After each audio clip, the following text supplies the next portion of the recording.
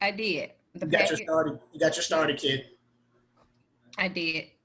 Okay, good, good. So there's a certain order that I'm going to go in with the starter kit. Um, we're gonna. So if you look at your dispatcher agreement and your carrier profile, if you bring those out first, I'm gonna go ahead and start. I just push record, so the other people they'll just have to come in late because it is 12 o'clock Eastern Standard Time. I actually was clear on that. Um, so what brought you or got your interest peaked in being a dispatcher, a freight dispatcher? Do you know someone? Did you come across me on YouTube or something? So what's the interest? Well, me and my husband, we currently we're just starting out. We have an 18 wheeler on the road right now. And we aren't doing our own dispatching. And it was something that we kind of, I'm sorry with the background noise, something Okay. that we said that we were interested in doing. And then now actually being in it for a few months, we just decided, okay, yeah, need to take the dispatch course, just try to see what we can figure out on our own. Okay. What kind of truck do you have? We have a Freightliner Cascadia. So it's just the truck without the trailer. Uh-huh. Okay. So you consider power only right now. Yes. Okay. So do you live near like ports, stuff like that? Do we do what? I'm sorry, I couldn't hear Are you around ports where you can pull containers and stuff like that? you. We live in Atlanta. We're based out of Atlanta. So right now we're doing stuff through Amazon. Okay. Um, all right. So, you're pulling there. You're doing dropping hooks with Amazon. Uh-huh. Like, okay, dropping hooks, not loadouts, not towaways, but just dropping hooks, grabbing Yeah, it just dropping hooks. Yes. DC to DC, distribution center to distribution center, something like that. Yes. Okay. So, and then Vaughn and someone else just came in as a registered. I think it's Shanna McGee. Okay. Yes. Yes. So, hi, everybody. Oh, I'm sorry. Go ahead. So basically, my brother was a driver for over 30 years or so, and my nephew and a couple of my other family members are just getting started in the box truck game, and they're going to possibly need a dispatcher. And that's kind of what's getting me started. And eventually, I want to buy my own box truck as well. Okay, so you're basically targeting the box truck space. Well, no, not necessarily targeting box trucks because I'm actually going to do power only, flatbed, and possibly reefer also. Okay. So I'm not just targeting box trucks. Okay. Okay. And then got Shanna. Yes. Can you hear me? Yes. Okay. You have a question? Because I just joined in. Right. I was just asking. I'm doing a little roll call, just asking what brought you to the industry, the transportation industry, and then particularly, how did you come across my information and then register and stuff like that? So. Well, I came across your information just by Googling, well, not Google, searching Facebook. I've also did some research on online. I guess I know a couple of people that are in the trucking industry, and I'm willing to looking to expand my horizons as far as developing some other type of income in case something happens with my current job, with the market the way it is. Just, I'm new to this and I just needed some more information. Okay, all right. So for those of you who registered and paid for the registration, I want to make sure that you guys have your starter kit.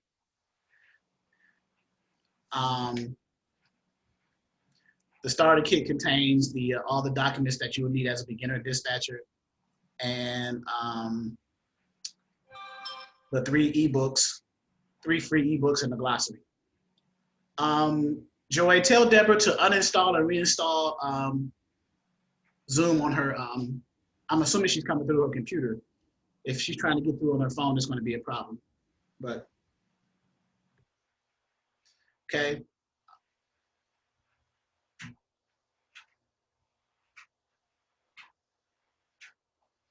Okay, then someone's calling from 704 number. I'm assuming that's Deborah.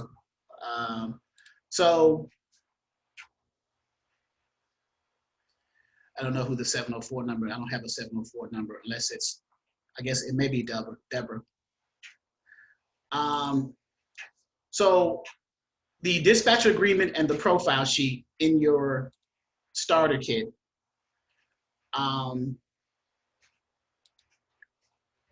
Grab those first. We're going to cover that a little bit. Okay. So to be a dispatcher, obviously you have to have a carrier to dispatch for, right? You have to have a truck driver, carrier, owner, operator. Those are, in most cases, those are synonymous terms that mean the same thing. And so the dispatcher agreement is what gets you and the carrier under a situation where you say, well, I'll dispatch for you. And the verbiage can be different based off of the company, your company, because you all are going to eventually be independent dispatching companies. You're going to have your own tax ID number, EIN. You're going to have your legal structure of your business, whether it's an S Corp, single member LLC, what have you, and a business name. So, so how you structure your dispatcher agreement varies upon the person. Now, what I sent you is just a template of something to go by and use for your companies, okay? And then the profile sheet. So back to the dispatch agreement. The dispatch agreement says, hey, Mr. Carrier, these are the services I provide. I want you to be I want to be your dispatcher, and I will charge you either a flat rate or a percentage per load for my services, right? And again, you guys determine that model for your business. I got some people, so with the percentage side, people are doing between 5 and 10% per load, and it's based off of how much you know already. Like if you're brand new, know very little, if anything, we can say 5 to 7, and if you have some experience, 8 to 10. Most people meet in the middle at 7%, whether they're new or experienced, just starting out. And then with the flat rate, it's around $350 to $500 a week per truck that you dispatch for. So it varies. So if you got let's say you get 2 carriers under a dispatch agreement, and one of those carriers is finding more loads than the other, then it would stand to reason that the one who is moving less loads, you would charge a flat fee for your services. The one who is moving more loads, you're going to charge a percentage for, because you're making more money with the one who's moving every load, you're getting a percentage of it, right? Does that make sense? Yes. Okay.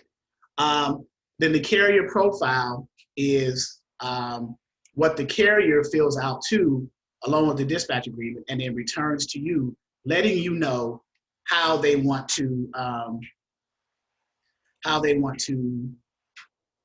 run, how many cents per mile they want, where they want to go, where they don't want to go, how much weight they want to carry on their truck. So when you get this profile, this indicator, if you will, from the carrier, then you will structure and cater your load search accordingly. You'll see, and you won't call the carrier unless you find something that meets the qualifiers of that profile. So that's how that works. Now, sometimes there's a give and take with that. You may not find exactly what the carrier wants according to the profile, but you'll call them and say, hey, I didn't find exactly what you want, but the rate is still a good rate. Are you willing to still consider this? So here is an example. Now on this, what I'm going to show you now is in our back office portal on our training, we have a different, what I sent you is just a beginner dispatch agreement. This is our full, and it's 9 pages, but you don't have to have it 9. I got a condensed version too. I'm just showing you some examples of what ours look like. And this is just, everything in this back office is a template for you guys to follow and structure your business accordingly. So you can add to, take away, things like that. But I want to go to the profile, carrier profile. and you guys are looking at yours. So some of the things is on there. Now, what you have in front of you is not as detailed as this. And it doesn't have to be. As long as you get the bare minimum that you need in order to identify how to find a load for your carrier, then you should be fine. So with the dispatcher agreement and profile, those are the starting documents. But even before that, what we teach in Dispatcher 101 is to target the type of trucks that are out here on the roads the most. The three major equipment types that we focus on are the 53-foot dry van trailer equipment types, the 53-foot refrigerated trailers, or what we call reefers, and then the 48 or 53-foot flatbeds. Why do we start off at that? Now I'm saying start off, I'm not saying limit yourself to that. Like someone mentioned earlier, box trucks, and that's fine. Someone mentioned some other equipment types, and that's fine. The reason why Dispatcher 101 trains or start their members off with the three major equipment types is because those are the ones that you can find the loads for the easiest and they pay the most. So wouldn't it make sense to start off with something like that to get your feet wet, start making a little money, and then transition into other areas? Unless you know a direct customer or a direct shipper, like in the box truck space or in the hot shot space or in the cargo van space that has direct loads for that specific equipment type, then I would say, yeah, go ahead and go for that. But the easiest entry point, in my experience and in my opinion, are the three major equipment types, 53-foot. And I say equipment types. So why do I say equipment types? Because the definition of an equipment type is the truck and the type of trailer, the combination of the truck and the type of trailer that's connected to it. So you have a truck, a tractor, or a power-only unit. Those are synonymous terms. They mean the same thing. Truck, tractor, power-only unit. And then this is a dry van trailer coupled or connected to it. So this is a what? Dry van equipment type, okay? This is a reefer trailer because it looks similar to a dry van trailer, but it has a refrigeration unit on the front of the trailer.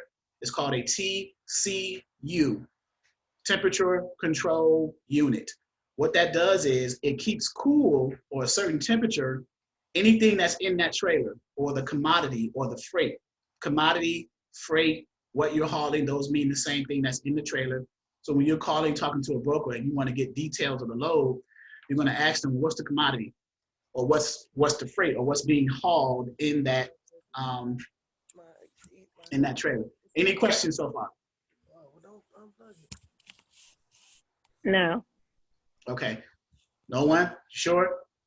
So I'm just, because my audience on this platform are those who know very little, if anything, about freight dispatching, right? So I want to give basic terms, basic concepts, and then as you gain more experience with those, then you'll become experts at it, okay?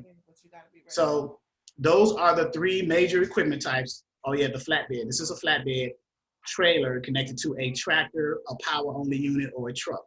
So this is a flatbed equipment type, okay? Okay, but I want to switch my thing over here. So now the other documents that are in there, and I'm going to go over the other documents in a second, but so these are the three major equipment types, and then we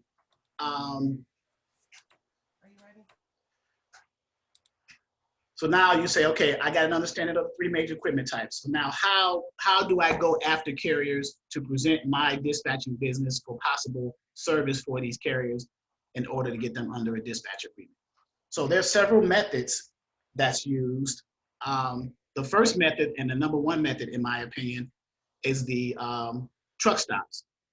So if you have a truck stop near where you live, like within a certain radius, 20 miles or so, you can physically visit those truck stops, pass out your flyers, your business cards, things like that to solicit your service. Talk to the person, talk to the carrier, and let them know that this is what you do. You're a dispatcher, you provide these services. One of the questions, and it's a realistic question that you're going to get from most carriers, they're going to ask you, well, what can you do or what do you do that's different than any other of the dispatchers that are trying to solicit service to me? And that's a good question, and you need to be prepared to answer that based off of your business model. What can separate you from any other dispatcher that you can convince a carrier to say, hey, I want you to find loads for me. I want you to be my dispatcher. Does anyone have any ideas or any opinions about their specific business that they think they can? So if I was a carrier and you presented to me your pitch and you had business flyers and cards, and I posed that question to you, how would you answer that?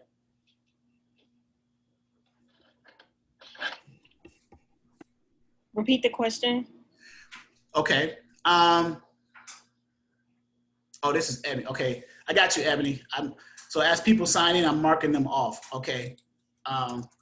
So one of the methods of trying to get carriers, the number one method is visiting truck stops in your area. So who asked that? Who just told me to repeat? Who just asked me to repeat the question? It was me, Vaughn. Okay, Vaughn, where are you? What major metropolitan city and state are you near? I'm out of North Carolina, so Raleigh is gonna be my, I guess, go-to area. Okay, so I'm gonna go to Raleigh, and I'm gonna say truck stops, and this is something you can do. Truck stops near Raleigh, North Carolina. Not just one truck stop, but truck stops plural. So you have,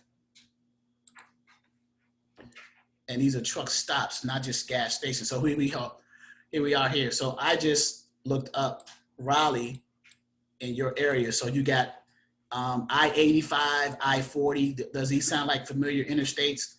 Route 1, Route 98, 264. Are these familiar to you?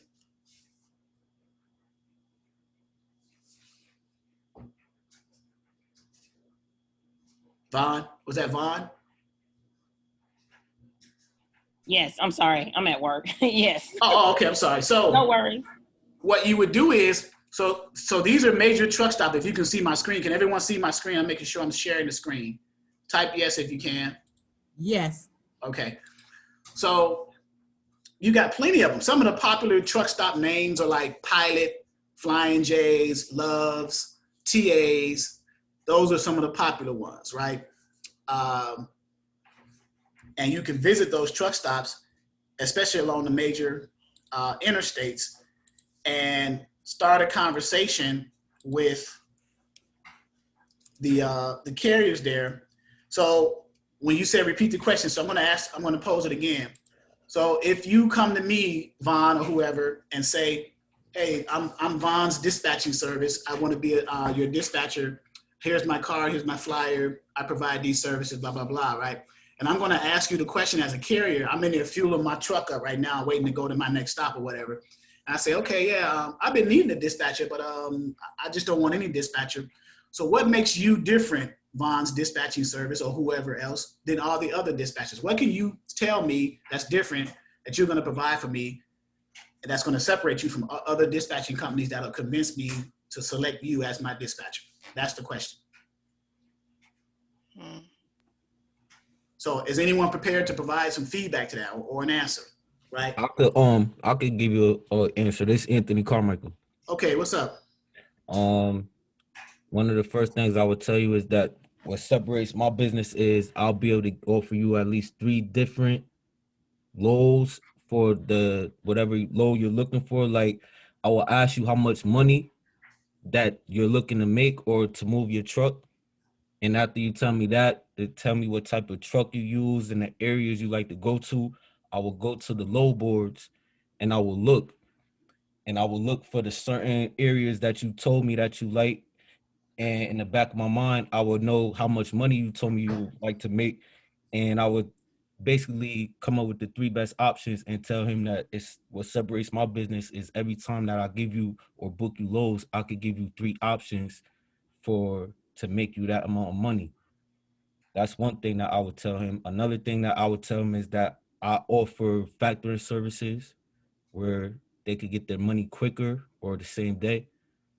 Or I could partner and work with factoring companies where I could offer him to get his money quicker or her. And another thing I could offer that's different is communication, because I know communication is a lot for drivers because I drive myself. And one thing I would tell him is that I would be able to communicate with him. And that's pretty much it for now. That's enough. Number one is communication. So let me see. Somebody just asked about joining real quick. So that's number one, communication. You always want to communicate. Who is this? Someone just asked about this here.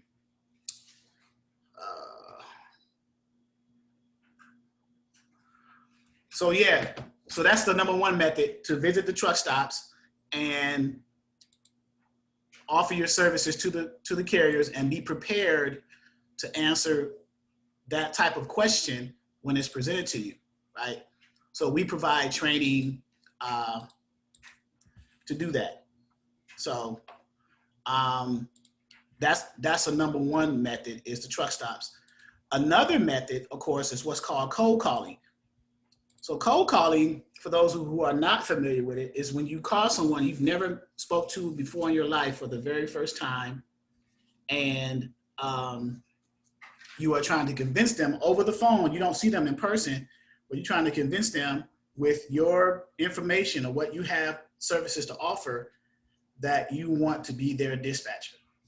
So we offer four particularly areas to do cold callings from, in order to acquire carriers to pitch to convince them for you to be their dispatchers. So one of the methods in our back office is, well, I'll give you all four, because this is just going to be a high level. I'm not going to really go into grave detail about it, but I'm going to tell you what we offer and how we do it, and then give you some examples. I may go on a load board, and we may do a load example to give you a feel of actually what a dispatcher does. So as I'm going through the different orders of the starter kit, you'll see what they mean and how they play a part. So one of the cold calling things that we use is we have a load board in our back office called Trucker's Path, and I'll go to our load boards area. So you're getting a glimpse of our back office portal and everything that we have to offer in this recording. We have several load boards that if you were to become a member, you will have access to. 123 load board, that Trucker's Edge, Direct Freight, Trucker's Path, which is the one I'm talking about, Next Load, A1 Freight, Free Freight Search, and Dolphin. That's about 8 load boards that you're going to get. So you have 8 times the chance of finding a load based off of these logins for these load boards for your carriers. Okay. Trucker's Path. So with Trucker's Path, with any load board, if you click the link under it, it's going to open up a separate tab, and you're going to have logins when you enroll for you to have access to the load boards. So Trucker's Path is one. Quick Transport Solutions is another. The DAT directory is another one. And then the FMCSA registry is another one, a way of going after carriers, especially new carriers who just got their authority active 6 months, a year or less, right? Because those carriers are more likely to select you as a dispatcher because they have the greatest hurdle of getting loads from brokers because their MC is so young. They just became active. So brokers don't like to work with new authority carriers because they have no experience. They haven't moved the load yet. So that's a challenge. But you can leverage that because in our back office, we have brokers. We have a list of brokers, several actually, that work with carriers who have new authorities. So we've kind of like, I don't want to say solved it, but we kind of helped in that regard. So here's one of, here's the load board. And a load board, for those who don't know, a load board is a software, online software that's used by brokers, shippers, and carriers, where brokers and shippers, they'll put loads on the load boards, and then carriers, truck drivers, owner operators, they'll have a login, an account that they pay for monthly and so do the shippers and the brokers. Everyone has a subscription to a load board. You can't get one without an MC number. So either a broker MC or a motor carrier MC.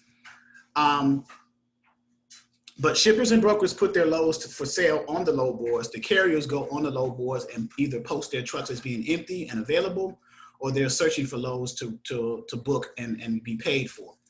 So there are several load boards. The popular load board, the three top ones are DAT, any version of DAT, D-A-T. That stands for Dial a Truck, Internet Truck Stop, and 123 load board. Those are the popular ones. There are some other ones under there, but those are the popular ones. So here, when you log in here in ours, you select the truck search, and then you come to this area here. So I'm actually showing you how to navigate this when you use the cold calling mechanism to go after carriers, not the truck stops where you stop there physically, but the cold calling. One of the 4 cold calling features is cold calling on the DAT directory. So, and to navigate this one specifically, this is your filter area where you select it, and someone is trying to get in, but they can't get in. 636-02744.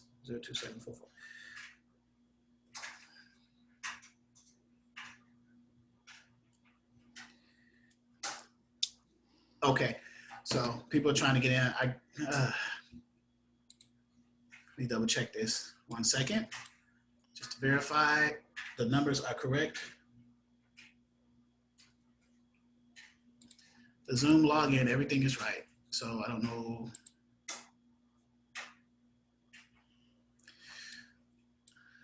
Yeah, everything is good. I'm not sure why they're having trouble, but okay. All right, so when you are in truckloads or trucker's path, this area here is where you're gonna select your criteria. Pickup, I usually tell people to leave all states selected. If you have a specific state that you wanna target, that's fine, you can select that, but you're only gonna be able to select that one state, and it's only gonna be available to carriers who are currently logged into their trucker's path app and are in that particular state.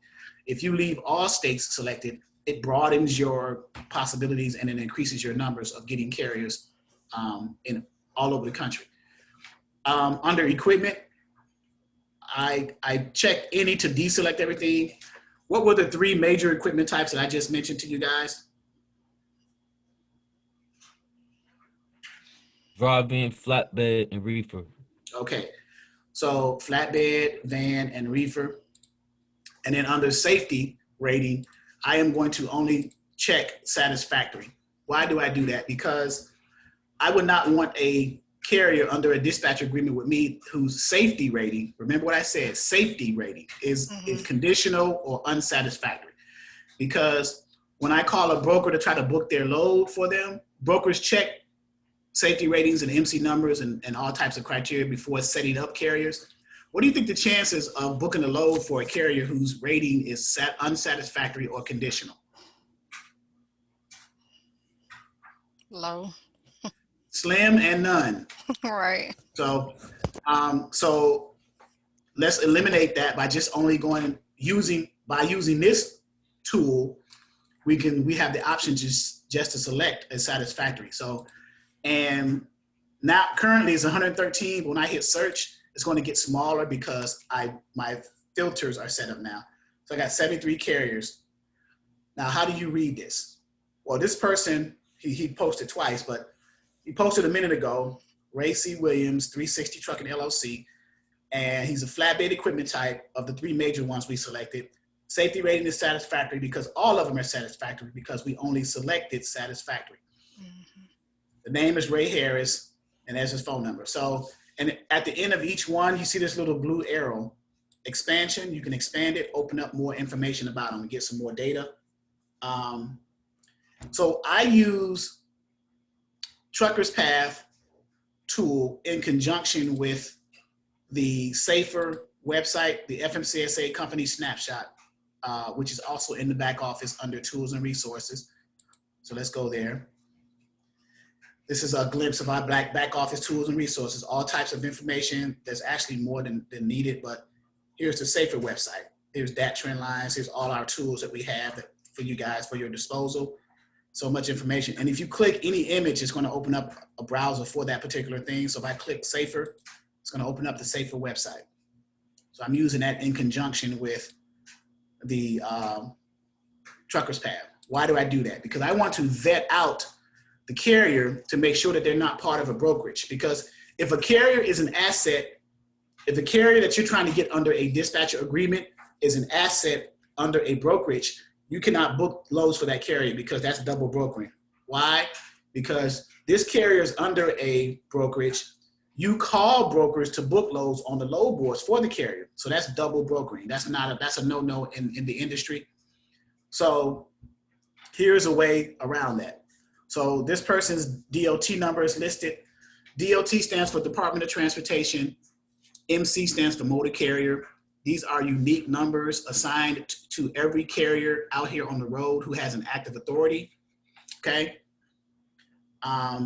Any questions so far? I don't want to go too fast.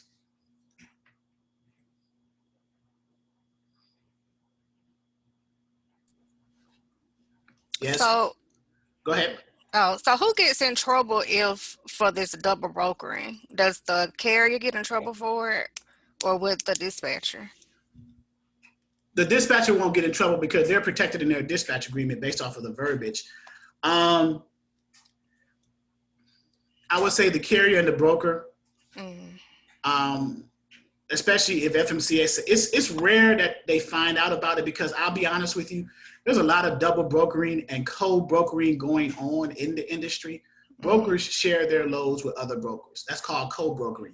So one broker has all the trucks, another broker has all the loads, and they come together and move those loads for the broker's customer, and they come up with an agreement with that. That's co-brokering, but double brokering is something different.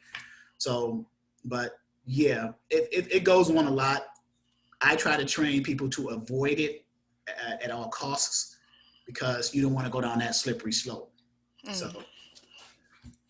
So what I do is I take their MC or DOT number and I use it to do a company snapshot lookup in the Safer website. The Safer website is a company snapshot. You can look up any company, whether they're a broker, shipper, carrier, freight forwarder, based off of 3 criteria: DOT number, MC number, or the name of the company, right? So in our case here, we are using the DOT number. Yes, DOT number. So I copy that and I'm going to put that into, and then hit search into the value. So now the question becomes, because you just asked a good question, I don't know who that was. Question becomes, well, how do you tell if a carrier that you're looking up is part of a brokerage or not? Very good question. So under entity type, if it just says carrier, they're a good candidate to at least consider to book loads for.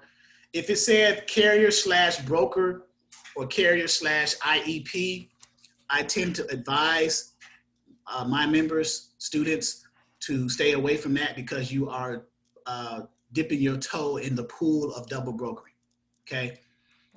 If it just says, entity type just says carrier, they're a good candidate. And of course, the operating status, they have to be authorized for property, okay? And this person has it's just a one-man team. He's an owner operator, one power unit, one driver. So it's just his company apparently. So he would be a good candidate to call, to do a cold call to see if he needs a load. So, and you would call them and try to book a load for them, right? So how do you do that, you ask? Well, let's do that right now. Let's call Ray Harris, right?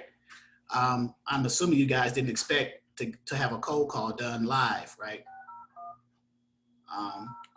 What trainer does a cold call live in the recording, right? So, and I don't know the guy. I've never spoken to him in my life. So. Your call has been forwarded to an automatic So it is Saturday. He just texted me. He said, "Can I call you back later?" So he may be. It's the weekend, so he may be doing something with his family. He may be doing a reset. So I'm going to reply to the text and say, "Sure." I might say, "Sure. I'm just seeing if you were under a load or looking for something," and then see what he says. Just checking with you. So he might call me right back concerning if you are under a load or looking for one. So I just typed that in. I don't know if you can see it, but so I just don't talk. I try to show you guys, right?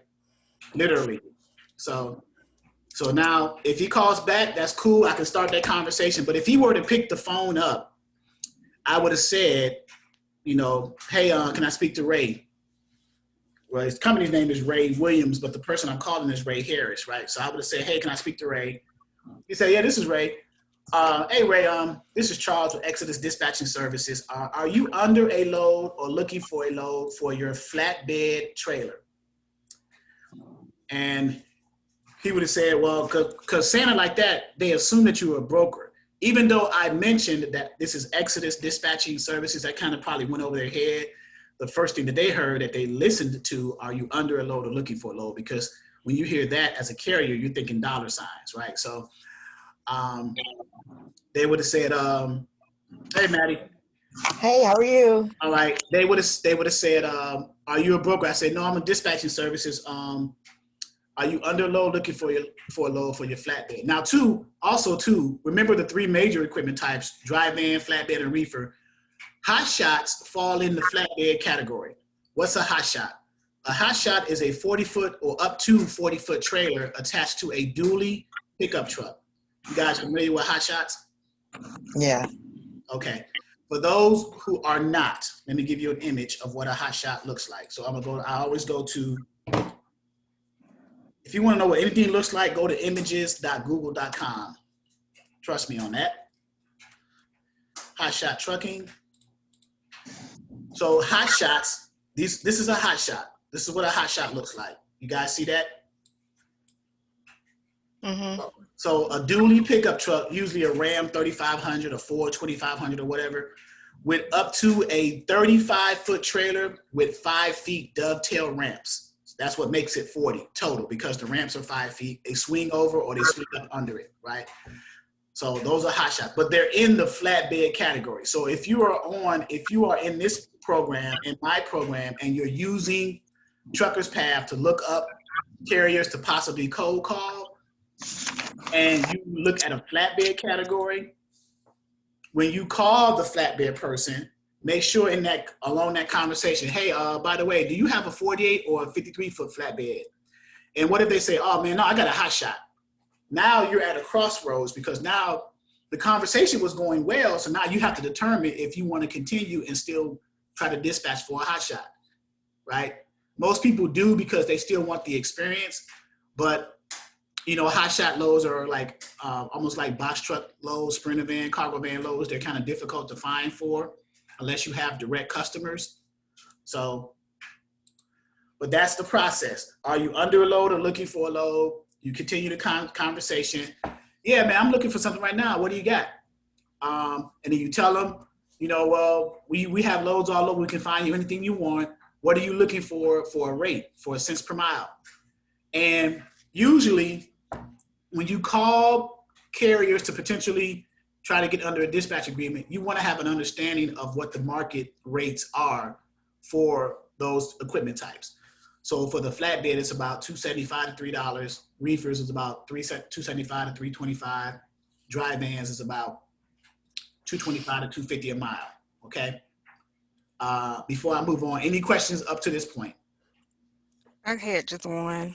Okay. Under a load means you already have a load that you're getting ready to get rid of. Correct. That's the verbiage. So that's a great question.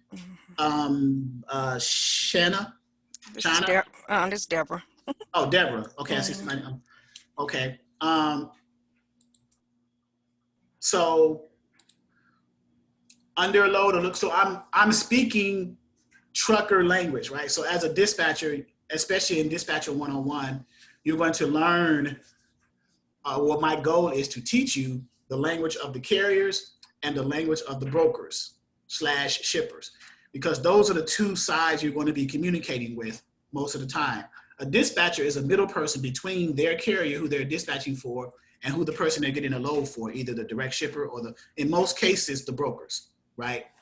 So are you under a load, which means you got something loaded right now and you're going to deliver it? Or are you looking for a load, which means that you're empty and you're looking for something? So that's what that means. Are you under a load or looking for a load, right? And so in that conversation, they'll say, yeah, I want $3 a mile. Okay, well, we can find you that. Where will you be empty at? Because let's say he said he was under something and he's in El Paso right now, according to this here. And he said, well, I'm in Texas right now. I'm trying to get back to the Midwest or wherever I'm from. Let's see where he's from. I looked him up. He's from Mississippi. So Natchez, or his company is at least. So I'm trying to get back to the South, let's say the Southeast, right? I'm trying to get back to the Southeast, to the Panhandle. And I said, okay, well, I can find you something going back over there. When will you be empty? So you're progressing in a conversation.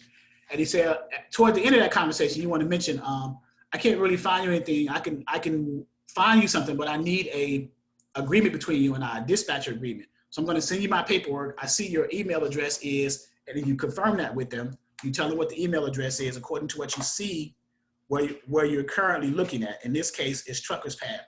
You say, yeah, it's abc@gmail.com or whatever the email is. And he'll say, yeah, that's the one. But can you send it to my business email?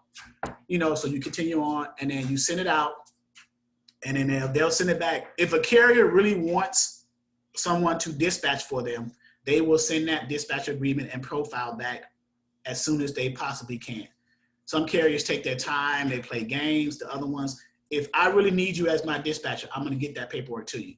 That's just the bottom line. So that can be an indicator to you when you're doing a follow-up after a day or two and you still can't get a hold of the person to say, okay, I need to move on and continue looking for another carrier because this person is wasting my time, right? So I only do one. Well, when I was dispatching heavily, I only did one follow-up and that was 3 days. After I didn't hear from them, I would call them, leave a voicemail when they didn't pick up, and then shout an email saying, hey, I'm just reminding you, I still got loads for you, but I need that dispatcher agreement. If I don't hear from them a day after that 3-day follow-up, I don't even worry about it. I move on to the next one and keep going. So, all right, just a tidbit for you. Any questions? No? So let's say Mr. Harris, Ray C. Williams, 360 Trucking sent you the dispatch agreement and profile back, right? So you're gonna also need, so there's other documents in your starter kit, right? There's the MC authority, the W-9, the certificate of insurance, and the NOA, those 4. So when you send out the dispatch agreement and the profile for that carrier, let's say Mr. Williams here, to fill out and get back to you, you want to put in the body of your email that you want them to send also copies of those documents in the starter kit I just mentioned, the W-9, the MC authority, the certificate of insurance, and the NOA. The NOA, if they have a factoring company, okay? Why do you need those? Well, because every time you go to book a load with a broker, brokers need these documents all the time in order to properly set up carriers to run loads for that broker or any broker for that matter. So let's go over these documents, right? So the W-9, and I'm gonna go to a load board using Mr. Williams as an example so we can follow along the same theme for this, okay?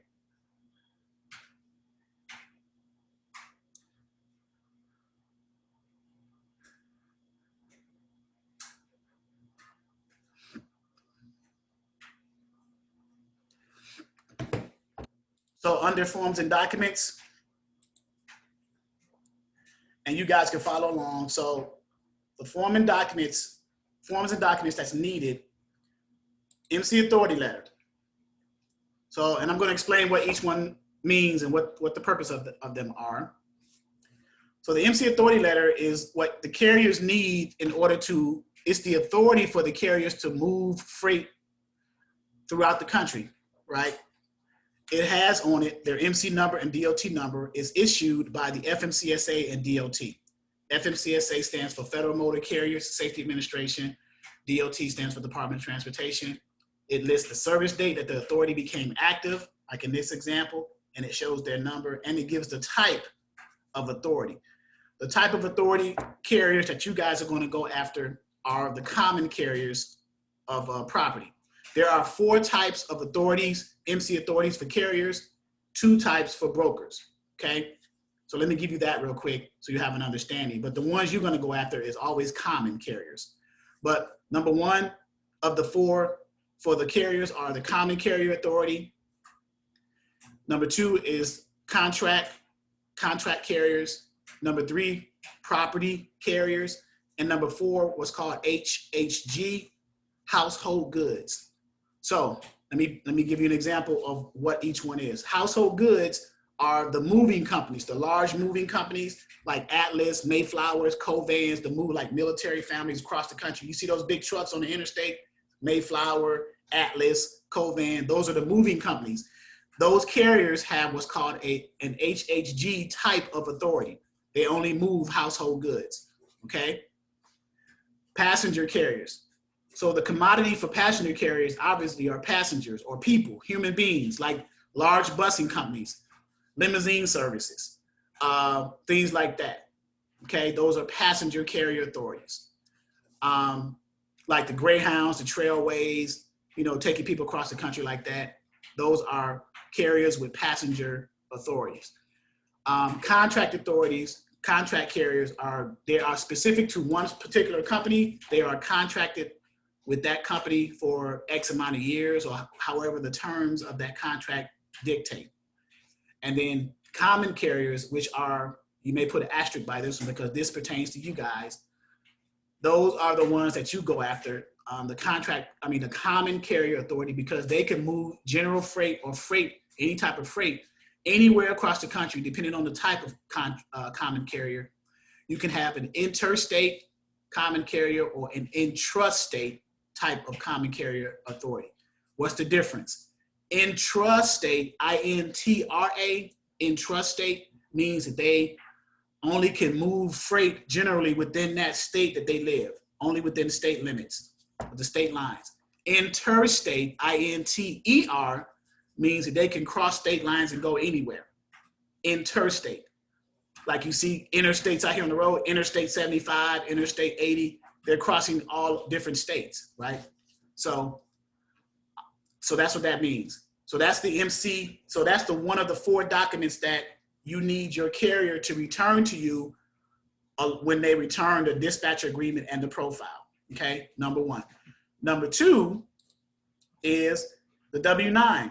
And every carrier, prior to you meeting these carriers, they have these documents in their possession because prior to meeting you, they were booking loads, right? So they know what documents are needed to give to the brokers to get set up with those brokers. They just decided to hire you to help them now at this point as a dispatcher. So they know what these documents are. It's not a mystery to them. They have them in their possession, okay? The W-9, just like with your business, you're going to see a W-9 for tax purposes. It shows the EIN number that's associated with the business. So the EIN number in part 1 goes here.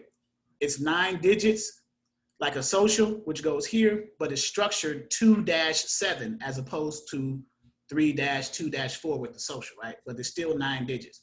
So you always associate your employer identification number or your EIN number with your business name, right? And then it shows their legal structure, whether they are an S Corp, single member LLC, what have you, DBA, doing business as. So it's a simple form to fill out. They sign it and date it. They fill this out once they receive their EIN number from the irs.gov website when they applied for it online, right? When they form the business, just like when you guys form a business and you get your EIN number for tax purpose, you're gonna do the same thing. You're gonna fill out W-9. So that's that. That's number 2. I have a question. Yes. On the EIN number. Okay, say my husband, our company has an EIN number. When I get ready to start dispatching, will I need a separate EIN number, or will I be able to use the EIN number up on our company? What's the name of the business that EIN number is associated with? Cross Point Transport LLC. Okay. So you can either get a separate EIN number or you can get a DBA under the current EIN number. So you can say Cross Point Transport LLC, and then line 2, you can say DBA Cross Point Dispatching Services. So you can put a DBA under it because it relates to that company, right? You're a transportation company, and then you have a DBA dispatching service, Cross Point or if it's easier for you, get a separate EIN number and just make it Cross Point Dispatching Services. So you have a choice there because the name of your company relates to the same type of business that you're going to be in, transportation. Mm-hmm. Now, if you had like Cross Point Underwater Basket Weaving, right? You couldn't say DBA Cross Point Dispatching Service because they're totally separate. They're in different industries, right? Okay. But since the name of yours is in the same industry that you're going to be in still, dispatching, transport, they're in the transportation space, you can consider getting a DBA under Cross Point Transport and putting it there, or you can decide, so you have options. You can decide to get an EIN separate. Okay, one more question. And then far as like when we file taxes, which we do our taxes quarterly, would we file differently, or would it be under the same? So I don't want to give tax advice to you. I recommend a CPA or a tax accountant, but I'm assuming that they're gonna advise you whatever is more advantageous to save you money, like whatever you can write off and things like that, to go with that. But do you have an accountant or a CPA for your business yet? Yes. Okay. So yeah, because I don't want to give advice on something that I'm not versed in, right? But I can at least lead you in that direction. So. All right. Thank you. All right. So that's a W-9. So that's form number 2. So MC Authority, W-9. The third form that you want to get a copy of sent to you as a dispatcher is the carrier's certificate of insurance. It shows on that policy the type of coverage they have. And generally, the 2 main types that they have starting out, they may add to it, but cargo insurance, which is $100,000 minimum, and liability, general liability, which is $1 million minimum, right? So that's the certificate of insurance, right? And then a fourth form that you potentially need from your carrier, assuming that they have a factoring company. If they have a factoring company, the purpose of a factoring company is they buy the receivables, they buy the invoices from the carrier and pay them quicker than what a broker normally would. Sometimes brokers don't offer quick pay or wire transfers, so they go with a factoring company to kind of float the money to keep them in business so they can pay for fuel and run and get to the next load. So factoring company, here's an example. Here's a large notice of assignment right here, what the factoring company has on here. And this is in our back office. This is, only members have access to this. I'm just giving you guys a snapshot of it. So if any of you decide to roll over into the training, the regular training, then you'll have access to this. So, but those are the 4 documents. 3 at least are needed up front, and then the 4th one. So let's go back to, well, before I do that, are there any questions on the documents you need returned along with the dispatch agreement and profile? Are there any questions on that? I have a question. Who is this? Anthony Carmichael. Okay. Because I noticed on your website you have the your service agreement. Now, can you use one service agreement for, like, if you have a website and you just want to send it out on email? Because I was gonna ask you, do you need to sign the dispatcher? Like, does your signature need to be on that agreement also? That's what I want to ask. So on my website, I'm assuming you looked at my carrier services area. Yes. Okay, so I got in my web, and I designed this myself with the Wix platform, and I bought the form builder. So in here, so when you first start off as a dispatching company, you may not have a website, you may not get a website yet. So you may be sending either a PDF form attached to an email to the carrier to fill out, or you may have a DocuSign where you upload the document, the PDF document, into DocuSign, and then you edit the fields that you want them to fill out. You save that edited DocuSign document, and then you send that to the carrier and have them fill out and then send back. Or you do this, what I did on the website, I've created a online form for the carrier to fill out. And I just put the bare minimum that I need to get started with that carrier, like their trucking name, the information, where they live, stuff like that, the terms of the agreement. And this is just a template just to give you guys an idea that it is possible to do, right? I got a checkbox to consent to have me, the dispatcher, fill out the carrier packets and the rate confirmations on the carrier's behalf. And we're going to go over carrier packets and rate confirmations next in our work, because we're going through a workflow right now. So, and then we got an area where you can upload the other documents, namely the W-9, the MC authority letter, and the certificate of insurance. We got an area there. And then the carrier signs this right here. See what I'm doing? I'm signing it, right? Online. See the scribbling? I'm signing it, right? So this is where the carrier will sign. I'm gonna clear that, but this is where the carrier will sign, blah, blah, blah. And they will hit submit. And what it does, it sends the filled out online form to the email, which is my business email that's associated with the form that I designed it under. And the same is true for the profile. Okay, I send it to the same email, of course, but so they do the profile where they tell me what their trailer is, 53 foot, and I put the three major ones in here, right? 53 foot dry vans, DV is dry van, 53 foot reefer, 48, 53 foot flatbed. The weight limitations, there's different weights for the dry van and reefer trailers than there are for the flatbed trailers. Most carriers don't want to haul at their max weight because of fuel costs. They want to haul less because they want to save money in fuel costs and still maximize their profits, right? And everything else. What's the least cents per mile they want? All this other, any endorsements that they have, yada, yada, yada, and they sign that, right? And then they hit submit, and it goes to the business email, and then I have it there.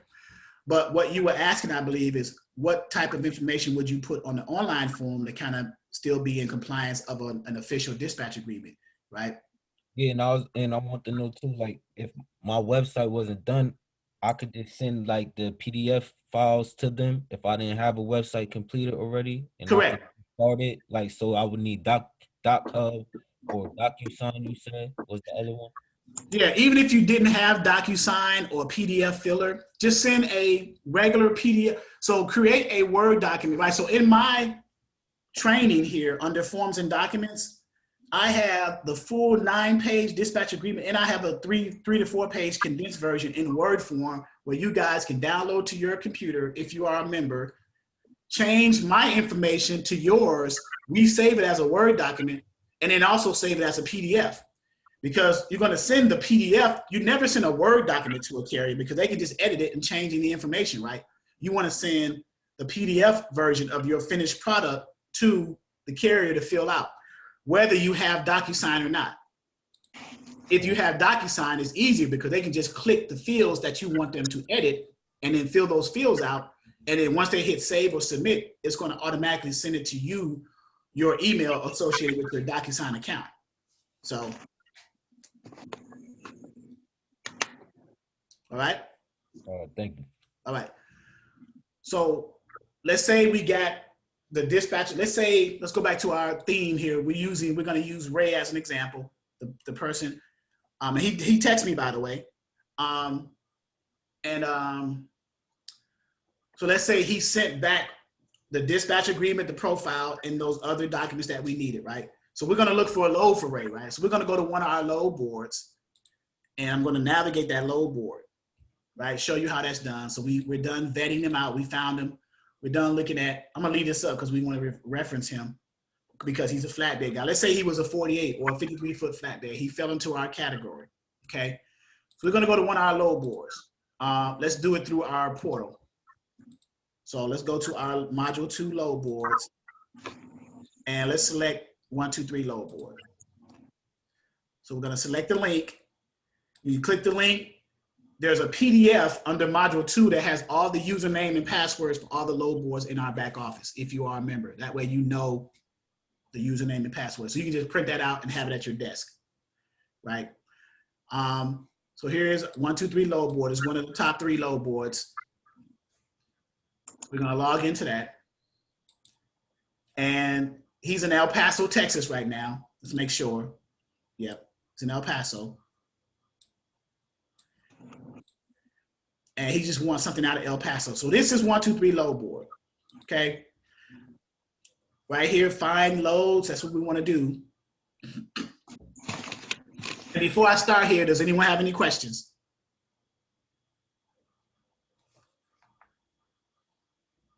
All right. So 123 load board. He's a flatbed carrier, so his equipment type is flatbed. I'm gonna hit more because there's a lot of categories on the flatbed: double drops, low boys, maxis, step decks. So I'm just gonna select flatbed, right? And then I'll hide that. Here's a flatbed category. And he's in El Paso right now. So he wants to load out of El Paso, Texas. You can select just the city state tab, or you can select the whole states or multiple states to find a load out of in 123 load board, okay? The origin. The origin is where they pick up from the shipper. The destination is where they deliver to the receiver, okay? Sometimes you'll see on rate confirmations, the name of the shipper is the consignor, CONSIGNOR. It's the same name as shipper or the origin. The destination is the same name as receiver or consignee, CONSIGNEE,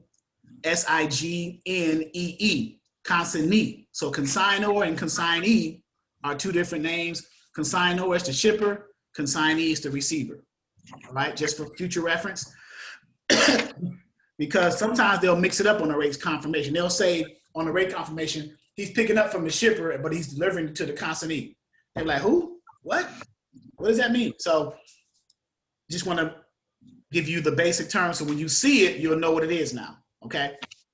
So he's picking up, and he says, let's say Ray said, I want to just get out of El Paso because I'm stuck. So I'll take a load anywhere for my flatbed.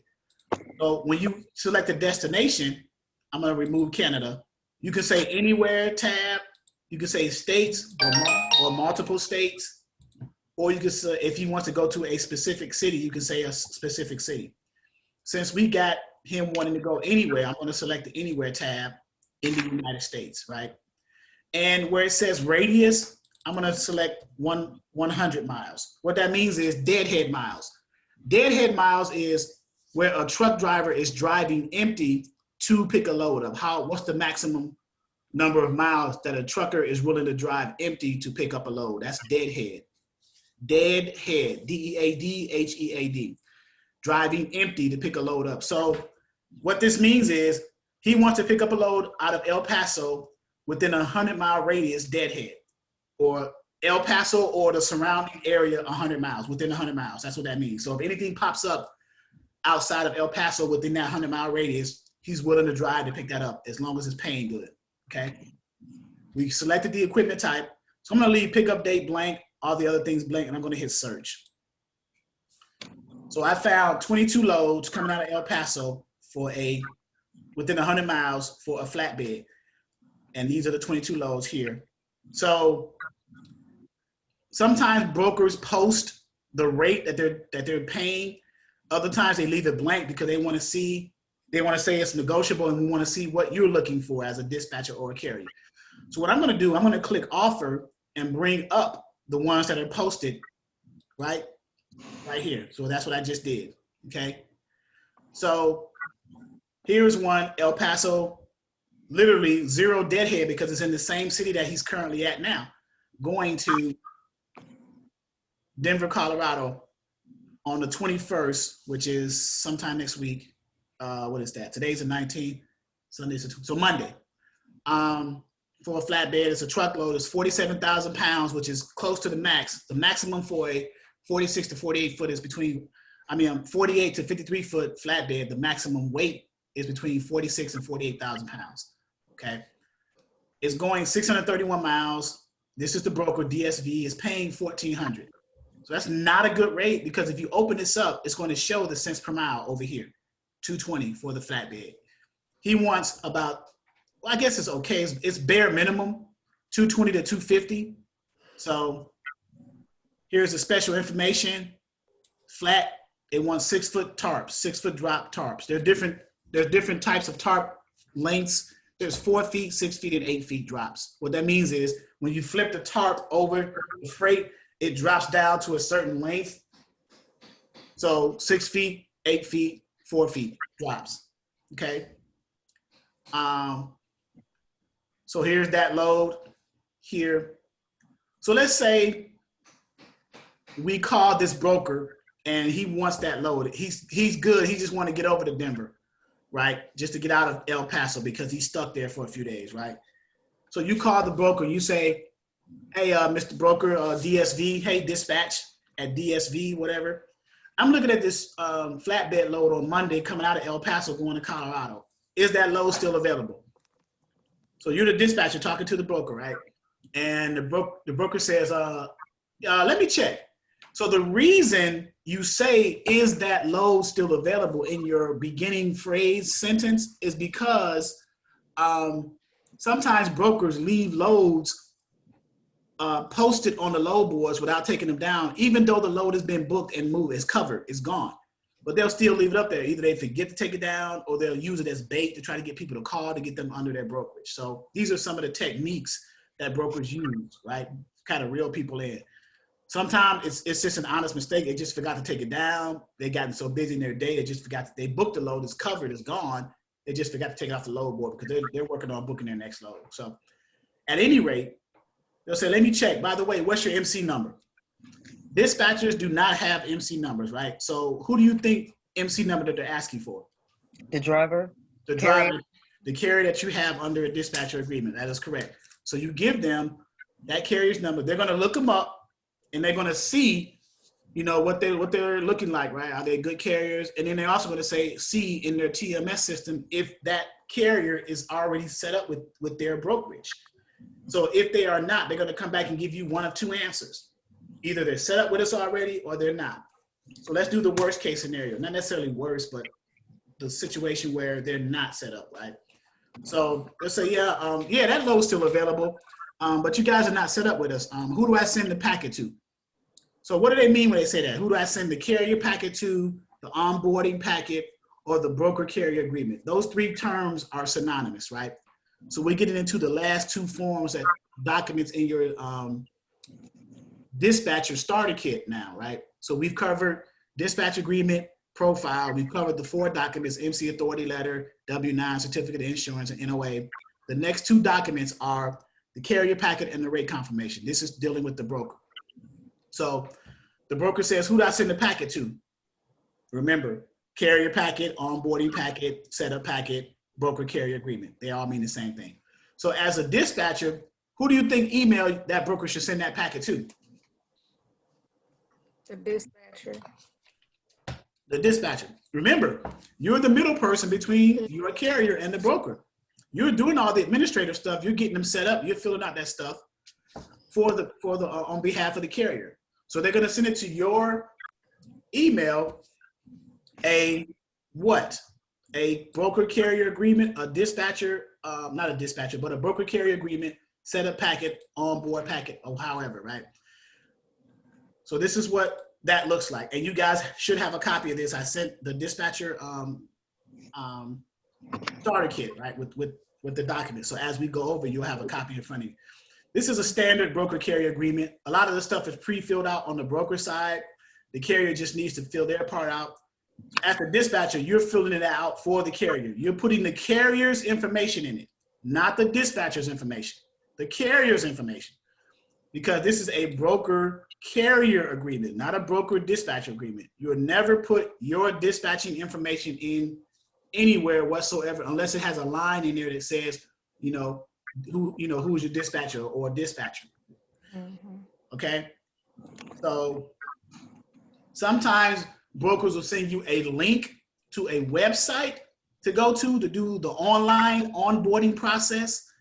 So you just click the link and then you'll put the carrier's either DOT or MC number in, and then it populates website portal with the carrier's information, because that's public record for the most part. And then you'll just fill in some of the stuff that's needed by the broker. You'll fill in the blanks.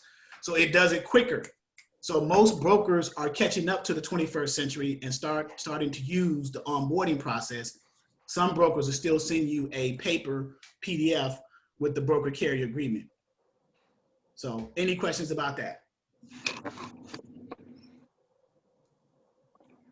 So I have a question about the load board. I'm sorry. Does every load board have the exact same loads by chance? Like, okay, go ahead. Yeah, for the most part they do. Some of them are, because brokers get their loads from their customers to shippers, and they use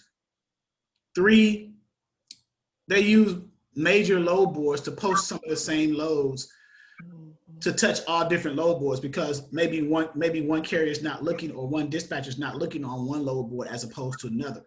So the reason why they post them on all the load boards is because they want to increase the probability of that load being seen across all those platforms and increase their chances of getting someone to call them trying to book that load. So yes. Okay, I have a question. Mm-hmm. Okay, say you looking for a load for your carrier. You on this you say there's 3 different types of load boards. Well, and there's 3 major load boards, but there's many load boards out there. Okay, my question is, can you say your carrier is up on a load? Can you from one specific load board, can you go to a different load board and find a load for that carrier while he's up on a load on a specific load board? Yeah, you certainly can. Yes. Yeah. So you're saying if your carrier is actually logged in and looking on a load board for a load, can you go to another load board and try to find a load for them as well?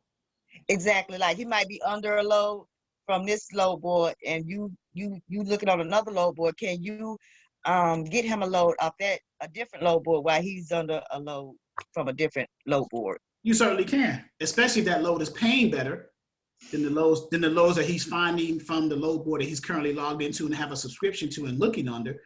If you find better loads from that load board, then he's probably gonna say, "Oh man, where you getting your loads from? I'm gonna stick with you and start, booking loads with you." Okay. So, yeah. All right. So the purpose of the broker carrier agreement is so the broker sends that to you, you fill it out, and you send that back to the broker along with the other documents that the broker needs, right? The W-9, the MC authority letter, the certificate of insurance. And if your carrier has a factoring company, then you send them a copy of the notice of assignment. The purpose of the notice of assignment is the factoring company runs a credit check on the broker side to make sure that they pay, that their days to pay is good, and that there are no red flags against the broker. Otherwise, the factoring company says, this broker is not factorable, and here are the reasons why. So it's a safety net, it's a protection clause for your carrier. It's a service that the factoring company provides for your carrier. They want to and it's a service that they provide to protect themselves as a factoring company, because factoring companies don't want to have to chase brokers for money, because they're giving carriers their money up front as part of the factoring service, and then they're going after the broker to get the remainder of the money. So if they got a broker that they got to chase down with their money, a lot of red flags, that NOA is going to determine that, and it's going to tell the carrier, hey, look, this brokerage, there's too many red flags. They're not factorable. You may want to consider using someone else.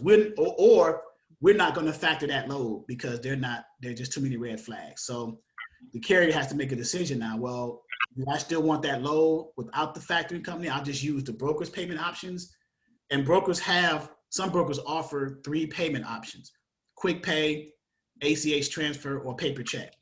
So all brokered loads are factored loads. They have their own factoring companies too. So quick pay, they charge up to about 5%. They'll pay you within 24 to 48 hours, but they charge for that service. So they're passing their expense that the factoring company is charging them to factor the loads. They're passing that to the carrier in the form of what's called quick pay, 24 to 48 hours. That's what they're doing. It's a game, trust me. Number 2, they offer a 5 to 7 day wire transfer. It's called an ACH transfer. ACH stands for Automated Clearinghouse. And what they do is they, in the broker carrier agreement under payment, they'll say, if you want to use the ACH transfer option, you got to send us either a voided check or write down your accounting number and your routing number of where you want that money wired to. And within 5 to 7 days after you upload your proof of delivery or your BOL, signed BOL, a signed BOL from the carrier and a POD is the same thing. It's a proof of delivery because they signed the BOL, right? The shipper signed it when they loaded you. The receiver signed it when they offloaded you. That's the carrier's invoice. They use it as a POD now. It was a BOL when they first got it at the shipper. It became a POD when they got to the receiver and delivered it. That's now, and it's also an invoice because that's the carrier's check. That's the proof to get paid.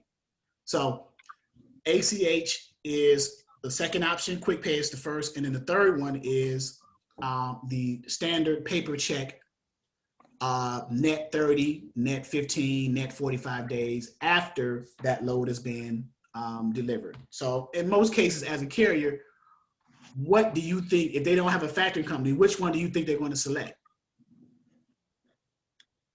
Quick Pay, the first one? Quick Pay, right, of course, because they want their money just as quick, right? They want it because they have expenses. Carriers have expenses. They got to, if they're renting their truck, leasing it, they got truck payments perhaps. Fuel and insurance are the largest line item expenses for carriers, number one, day one, right? You got to keep fuel in the truck, otherwise it's not moving. You got to cover insurance because you can't move the truck without insurance. And then next is tires and then any other expenses. So as a dispatcher, understanding that too, you have an understanding of your carrier's expenses, you can help. When you ask your carrier in the conversation to get set up with a dispatcher agreement with, the day you ask them, how much do you want cents per mile? What you mean by that is the carrier has to know, okay, what is my break-even number in cents per mile? If it's $2, then I'm going to ask for $2.25, $2.30 because I want to make a profit. So I know my break-even. If I'm making $2 a mile, I'm breaking even on all my expenses. I'm covering my expenses. If I'm getting $2.25, $2.50, I'm covering my expenses and I'm making a little bit of profit too. So I'm earning a living, right? So this is the carrier doing that.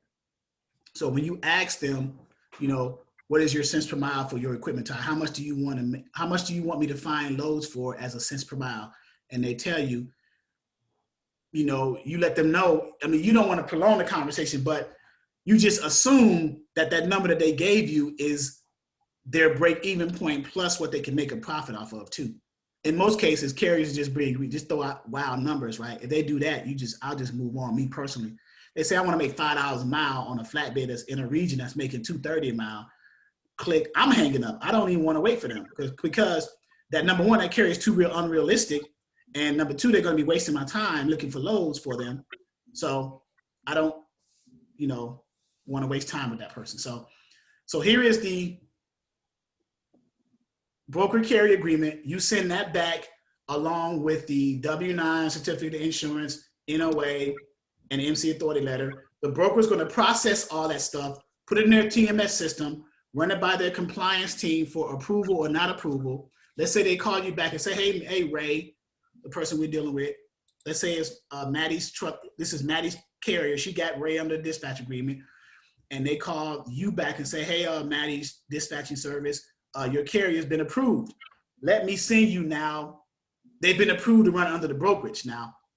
So let me send you now the rate confirmation on this particular load that you were looking at and for you to sign and send back so we can officially book that load.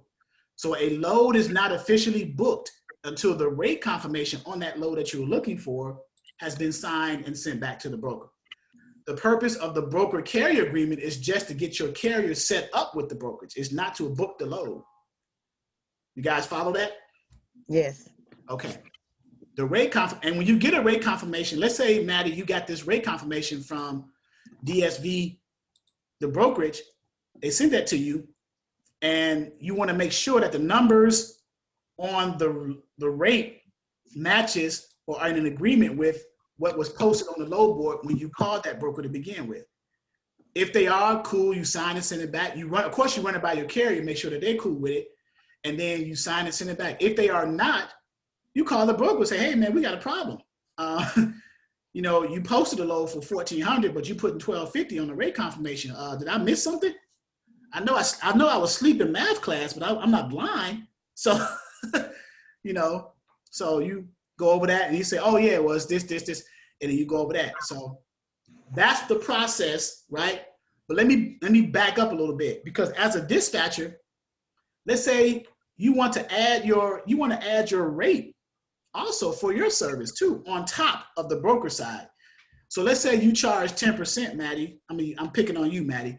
So let's say you charge 10% for your dispatching fees for booking loads for your carrier, right? So this one says 1,400. So what's 10% of 1,400 is what? 140, right? 140. You just take a zero away. So you add 140 to the 1,400. That way you put your rate on top of what the broker has posted. So now it's 1,540, right? I round up 1,550, 1,600. I'm gonna shoot 1,600. So the broker say, okay. So when you initially call that broker, you say, I'm looking at this El Paso load on Monday for a flatbed going over to Colorado. Is that still available? You go through that process again. Yeah, what's your MC? Blah, blah, blah. Yeah, it's still available. I see you guys got it posted for 1,400. I got a carrier right there right now. He's empty in El Paso. He can pick this up on Monday. But we want it for, we can do it for 16. And the broker says, either they're gonna say one or two things. Either we're firm at 1,400, they can't budget, or they're gonna try to negotiate down with you. They're gonna say, we can't do it for 16. Can you do it for 1,550? You see what I'm saying? Or can you do it for 1,500? Right? So you go high. The art of negotiating is what? You go high, and then they come back low, and you meet at your plateau where you initially wanted to be at anyway, right? Which is at least 1,540, because 10% of 1,400 is 140. Added to the 1,400 is 1,540. So if he says, can we do it for 1,550?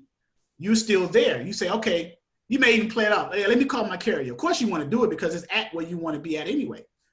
But you'll play it off. Let me call my carrier, put him on hold, go get a cup of water or something, come back. Yeah, my carrier wants it. Yeah, we could do it. We could do it for 1,550. And then you go ahead and go through that whole process again of doing the carrier packet, signing the rate confirmation, and going through that process. But that's how you add your rate on top of a load. And you, as a dispatcher, you always want to try to negotiate and add your rate on top of it, unless the broker says that they're firm on that number, they can't do it. Then you tell your carrier, say, hey, this broker is firm on 1,400. Do you still want this load? And if they say yes, you say, okay, well, understand that my percentage is coming out of 1,400 since I couldn't add my rate on top of it. And then you repeat, do you still want the load? Because you're going to make 1,400 minus 140, which is what? 1,260, right? Or 1,360, 1,260. So you're not making 1,400. So now you know the carrier saying, well, that's fine. You know, I just want to get out of El Paso because I've been here a few days. Anything to get me to an area where I can start moving loads, I'm good with that. So that's what you do. But you initially, your first option is always to add your rate on top and try to negotiate the higher rate with the broker so you can save the carrier money. You want to keep the money in the carrier's pocket as opposed to taking it out. Right? Any questions about that? Yeah. Questions? And I got one quick question. So this is Deborah. So when the broker, whoever cuts the check for the 1,400 or 1,500 or whatever that may be, the carrier or the person who's driving then sends me the money or whatever, like through Cash App or whatnot, once they get their money. Right. So you get paid once the carrier gets paid, and you would send. What I normally do is once that carrier is empty and starting the process of invoicing the broker for them to get paid, I send them my invoice for my percentage. Who is send who? The carrier? Okay. The carrier, yes. Because you have you can only send it to the carrier because your dispatcher agreement is only between you and the carrier. So the only person you are legally bound to invoice is the carrier. Got it. So, but if you have a a affiliate marketing, or some kind of relationship with a factoring company where you found that carrier and you got them set up with that factoring company, it could be that the factoring company can pay you at the same time that they pay the carrier. Yeah, that's what I was gonna ask. They could cut 2 separate checks, give me my percentage and Right. give So, that carrier. Mm-hmm. but understand this though, Mm-hmm. when the factoring company sets up the carrier, they're going to ask the carrier, okay, does your dispatcher, and it's going to be on the form that they fill out. So does your dispatcher charge you a flat rate or a percentage per load? And let's say your carrier put in the checkbox, they charge me 10% per load. So every factored load, the factoring company is going to minus 10%, and they're going to get you also, they're going to send you a form to fill out with your ACH and your routing number to send your money to. So once they pay the carrier, they can cut you your percentage or your flat rate and send it directly to your account, wire transfer. But they have to get the permission from the carrier and get the numbers from the carrier so they'll know what to pay you when they pay the carrier. Mm-hmm. Understand? So that's how that worked with the factoring company. But that comes down the line. Initially, when you start off with carriers, even if they have their own factoring company and you haven't established an affiliate relationship with a factoring company to bring them on board because they already have theirs, you initially just invoice your carriers either through PayPal or Square or whatever invoicing. I'm just saying those two because that's what I use. You invoice the carrier and then they pay you. I had a relationship with, I would say about 20% of my carriers at the time, that the moment I booked the load, they didn't deliver it, they didn't get paid yet. The moment I booked the load, the carrier said, hey, go ahead, send me your invoice. Because I booked good paying loads, I would book a load 6,000 here, 7,000 there, 5,000 there, right? So I'm keeping them running, right? So go ahead and send me that $500, that $600, I'm 10%. So send me those loads. So I'm bringing in invoices, right? 600 here. And this is like, every week it's like, 5 or 6 carriers at 700, 600, 5. So you see the numbers are adding up, right? So which leads to another question a person may ask, or maybe even thinking, how much can a dispatcher make in a week, right? Or how many carriers can a beginner dispatcher handle at one time to make a decent living, right? I'm sure that question is going to come up eventually. I might as well answer it now, right? So look at Maddie, she's smiling, right? So I would recommend 3 to 5 carriers for one person to try to handle at one time before they decide to scale their business and bring on other dispatchers to help them or whatever, right? Here's the reason why. 3 to 5 carriers, let's say 5 carriers. If you got a certain equipment type niche or niche, I don't know how to properly pronounce that word, niche or niche. Let's say a reefer. And a reefer is good because you got 2 ways to get loads for reefers. As a reefer unit, and you can cut the reefer unit off and use it as a dry bin, right? So you double your chances of getting loads, right? So that could be a good niche or niche to find to start off with. You go after reefer carriers because you double your chances on loads. So let's say you got a reefer carrier and you find a broker that has good paying loads coming out of a certain area, going to a certain area, and then you find a broker in that area that load got delivered to coming out of that area, maybe going to another area or going back to the other area, right? And that works out pretty well, pretty consistently. Wouldn't it be advantageous or wise for you as a dispatching company to get, when you want to get another carrier, to get a reefer carrier and put them in the same lanes as that broker that's moving? You see what I'm saying? Get a reefer carrier. You got one reefer carrier. You're moving loads between brokers and their lanes. Go after another reefer carrier and put them in the same lane as the previous one, running those same loads. Let's say that broker's moving loads daily, refrigerated loads like beverages, milk, chickens, produce, whatever, but they're moving it daily or moving like 5 loads a week. And let's say you got 3 carriers or 5 carriers and you're filling those lanes. Your job is easier now because you put them in, you don't have to be on the load boards all the time because you got that consistent broker. You say, hey, I got another reefer carrier I just added to my company. You still got loads coming out of that in that lane? Of course we do. We move every day. Okay, well, let me get this carrier set up with your broker. Send me a carrier packet. Get them set up. They're happy. They're moving up and down the interstate. So let's say you do that 5 times. You got 5 carriers and you're running consistently, right? Now, remember, it's going to take time. It has to be built over time, right? But I'm just giving you an idea of what to expect and how to do it. As opposed to stressing yourself out, you get a reefer carrier here, a dry van carrier there, a flatbed carrier there. So you're all over the place, right? As opposed to doing it consistently in one particular area or niche and doing it like that. So let's go back. You got 5 carriers. They're all reefers. You're grossing for each carrier, and I'm gonna give you minimum numbers, 6,000 a week, right? So that's 3 loads a week. One load pick up on Monday, deliver Wednesday, pick up on Wednesday, deliver Friday, pick up on Friday, deliver the following Monday. That's 3 loads a week. Each load averages about $2,000 a load. 2,000 times 3 is 6,000. Of course, it's going to be way higher with reefer loads because you might get multiple pickups, multiple drops with reefers, you know, not just one and ones, right? But I'm giving you low end numbers, 6,000. It's very possible. So 6,000 gross, 10% of 6,000 is what? 600, right? 600. You got 5 carriers. 600 times 5 is what? 3,000. You're grossing 3,000 a week with just 5 carriers. You think you can handle that? Depends. He said depends. I'm about to shut this computer down. So you're grossing 3,000 a week. So let's say you net 2,200. 2,200 a week, right? So I got a calculator. You net. So after you write off your expenses of running a business, write off your equipment, write off your software, write off your anything you spend that's business related. You know how the tax system works, right? Let's say you net. You don't gross, but you net. Let's do gross. Let's start off with gross first, right? You gross 3,000 a week. 3,000 times 4 is 12,000 a month. 12,000 times 12, 144,000 a year. 5 carriers, you're grossing 144,000 a year. Let's say you fall within the 20% tax bracket. I'm just giving you high-end numbers, right? So 20% tax bracket. You may fall below that, but just say 20%.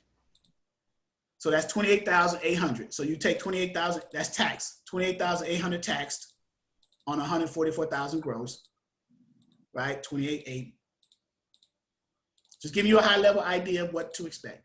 So you're netting 115,200 a year, 5 carriers you're dispatching for. So can you live with that? Oh yeah. Okay. All right. I'm just asking. So I don't want to scare you, but let me give you a perspective back in 16, 17, what I was doing. When I was dispatching heavily, I had 36 carriers that I had under a dispatcher agreement. But I was dispatching consistently, 10 of them consistently, right, at 10%. And the other 26, they would call me every now and then if they needed a spot load, if they were stuck in somewhere, they needed a backhaul. So having a carrier under a dispatch agreement doesn't necessarily mean you're going to dispatch them for them consistently unless you prove to them that you can find the highest paying loads, because carriers don't just use one dispatcher. Let me give you some realness, right? Let me give you some realness now. Carriers don't just they don't put all their eggs in one basket. They don't just use one dispatcher, right? It would be foolish if they did, right? Because what if that dispatcher couldn't find that load for them? They're relying on them. They can't find a load for them. They're not educated enough. They're not versed enough. They don't know enough. They can't find loads. So that carrier, how long that carrier is going to sit depends on how quickly that dispatcher can find a load for them. So why, as a carrier, it wouldn't be smart to rely on one dispatcher. I'm going to get as many dispatchers as I can, and whichever one presents the load that I need at the time, that's the best load, not necessarily the highest paying load, but the best load, meaning that it pays pretty decent, and it's also sending me to an area I can get loads out of. I don't want to be sent to a dead freight state where I got to sit for more days because I'm losing thousands of dollars then. So if I get a dispatcher that knows what they're doing, that can properly route me in different areas of the country, that has a high frequency of inbound and outbound freight, then I'm winning as a carrier. And that's where you guys come in. You have to learn that. You have to understand what areas for the equipment type, what areas of the country has the highest level of inbound and outbound. And you'll learn that. If you decide to come into this training, you will learn that. But you know, that's the art of dispatching, right? Or the science of dispatching, not just looking at a spot market load on a load board and finding the highest paying load and booking the load, but you got to know the ins and outs of it, where to send your carrier, how to get them out of things, you know, stuff like that. Because by knowing that, your carrier is going to start to begin to appreciate the fact that you're really working for them, right? You're not just trying to collect some money from them. You're actually, because these carriers are their people, they're human beings. They have families, they have kids, they have wives, they have lives. You know, this is their livelihood. They're on the road all the time. You see what I'm saying? So those things, you know, you just don't look at them as a number or as a carrier. You know, you look at them as people. So, Question. yes. As a dispatcher, do you have like a time frame that you work cut off for finding loads and stuff? Do you do that? And I try to align it with the broker's times, because most brokers close about 5 or 6 p.m. whatever time zone they're in. So I'm on the East Coast. I'm in Virginia Beach. So if I closed out at 6, I could still kind of work a little bit and find brokers over on the West Coast, because that's a 3-hour time difference. So 6 o'clock Eastern is 3 o'clock Pacific time. So I got another 3 hours to play with. So my hours technically is 9 to 9. So 9 p.m. me is 6 p.m. Pacific time. So you got to understand time zones: Eastern, Central, Mountain, and Pacific. And they decrease every hour. So Eastern time. So right now, it's 1:37 here. So it's 12:37 Central. It's 11:37 Mountain, and it's 10:37 Pacific.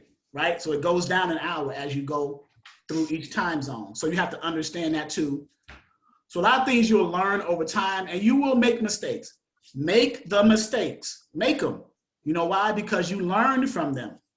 Experience is the best teacher, right? So learn from them in the beginning. So when you progress in your dispatching journey, you will have already made those mistakes. If you join this platform, you will be a part of a platform who's been through those mistakes. They know certain things. We know certain things. We understand things. We can get you out of certain things. If I don't know an answer to a question, I know people who do. So I got about 175 years total combined years of experience behind me. So, I mean, I don't know what else to say, but that's it. So I'm just saying, we have the, you know, like the bionic man, we have the technology, have the experience, we have the technology. So, but so yeah, I'm gonna open it up for another 10 minutes for Q&A, and then we'll get ready to wrap it up. Any questions? Yes. Hi, this is Shauna. If I invoice a carrier, is it possible that carrier may not pay my invoice? It's very possible. I had a situation when I first started, and I only had an experience of one carrier not paying me, but they eventually paid me because they knew they needed loads from me again. I wasn't going to find any more loads until they paid me. But yeah, it's very possible that carriers won't pay you, but why would they not? If you're finding them good paying loads, if I'm a carrier and I got a dispatcher finding me good paying loads, why would I be deceitful and not pay them for their service, right? But if that doesn't happen, number one, don't deal with them anymore. Number two, which is the last resort, which I do not recommend, but you do have it in your back pocket, is to, you can file a claim against their MC authority letter, right? Which will put them out of service. Well, it'll put them under investigation, which means that they can't run loads, right? But I don't want to do that because I realize that behind that, again, they have families, right? This is their means of making income for their family. So I don't want to get that drastic with it. I'll just say, look, I'll take that L on that $500 loss or whatever, $300 loss, you know, and I just want to deal with you, find any more loads with you, and I'll blacklist you, right? I'll let, you know, people know, brokers know that this person, you know, we had a dispatcher agreement. We had an agreement. This person owes me this, but they didn't pay. So be careful of this one, right? But that last resort, I rarely use it. Matter of fact, I've never used it, but I let carriers know, like, look, I have the ability to file a claim against your authority because we have a contract, right? We have a dispatch agreement. I find freight for you. You pay me for my service, right? So if I file a claim with the FMCSA or the Federal Bond Service or whatever governing body, when that happens, everything stops. What that means is They do an investigation. So while the investigation is pending, that motor carrier authority becomes inactive. That means that they cannot move any freight for anybody. So when I tell them that, I say, Mike, do you really want that to happen? Over $150 or over $300? Do you really want to do that? Right? And I even hate to be threatening like that or punitive. I just let them know, like, look, man, just honor the commitment, right? I made a commitment to find you a load. Just do your part. And you got paid. How do I know you got paid? Because I called the broker and say, hey, I'm checking on the load or the invoice of this load. Oh yeah, we paid that guy about a week ago. Go ahead. Okay, on that situation, did he not have a factoring company? Well, okay, so let me give you both sides of the scenario. If they do not have a factoring company. So if they have a factoring company, you can even reach out to the factoring company because you know who the factoring company is if you structured your dispatch agreement and profile to have the carrier list who their factoring company is on the phone. So you have data to reference. I'm checking on load number ABC123 that my carrier had, just seeing if you guys paid that invoice. Yeah, we invoiced it. Here's the invoice number. We paid that carrier. So then you go back to the carriers and they claim that they didn't get paid. Well, here's a screenshot of what the factoring company said they paid you. Why are you refusing to pay me? What's the problem? Of course, I'm not going to find you any more loads until you pay me, right? Unless you have a relationship with the carrier where you send them an invoice of all the loads for the week, right? Or you do it load per load. It depends on how you structure your business model. Do you invoice? You may still have 10% that you charge per load, but you don't invoice the carrier until weeks in. So you build up all these loads that they did over the week, and then you just invoice them that one price, or you do load per load, you invoice per load, right? So it depends on how your business model is set up. But at any rate, you still approach the carrier like, why are you not honoring our commitment, right? That's not a good look. So true. So you could, so would it be safer to set up an agreement with your carrier to be paid your percentage through the factoring? Is that, you know what I'm saying? If your carrier already has a factoring company, you can't do that because you don't have a relationship with the factoring company. But if you have a factoring company that you know that is willing to work with dispatchers and say, hey, if you find us carriers that get set up with us, we're going to give you a kickback anyway of every invoice, because factoring companies give affiliate kickbacks. And they offer different services like fuel cards, fuel advances, tire discounts, and the ability to not only pay the carrier, but also the dispatcher that brought that carrier to them. Okay. So if you have an affiliate relationship with a factory company like that, then yes. I see what you're saying. Yep. All right. I got a question. Yep. You said the carrier, to get carriers like the acquisition, you said the FMCSA website, and that was like one of the top ones to find the new carriers. Yeah, the FMCSA has a registry, a database in their back office area. I didn't navigate to that, but so that's one of the 4 ways to do cold callings is through the FMCSA database. Quick Transport Solutions. The only one I did today was Truckers Path. And the DAT directory. Those are the 4 that we train in this training under, the 4 options, under the cold calling category. The number 1 category, of course, is the visit the truck stops. And then the other ones are, email campaigns, text campaigns, word of mouth. You may know someone who's a trucker that knows somebody who needs a dispatcher. So the word spreads and they say, well, I got somebody who dispatches now, reach out to them. So on and so forth. But yeah, the FMCSA registry is a good source to look for now, it's not new carriers who have authorities that became active recently. It's new carriers who have filed for their authority to become active. So when you go to the registry, you'll see columns. You'll have the name of the carrier, the MC number, and you'll have a column header that says date filed. Not date that it became active, but the date that they filed for it to become active. So when you file for an active authority with FMCSA, there's a 21-day waiting period that they have to, investigate, do their checks, check your insurance, check your CSA, check your driving record, credit, all this other stuff, background, all types of stuff. And then they also submit it within 10 days of that 21 days to being complete. they submit that if anyone wants to dispute the fact that you are filing for your FMCSA active authority, that they can submit that within the 10-day period of that 21-day becoming expired. So people can actually challenge the fact that you are filing for an MC authority. So if anyone, I'll put this in the chat. I'll put my cell number here. My cell number and my email. If you want to roll over, if you are registered in here, if you want to roll over, just send me the email and say roll over, please. And then I'll send you a separate invoice of the difference of the $299, and I'll deduct the $99 that you paid for the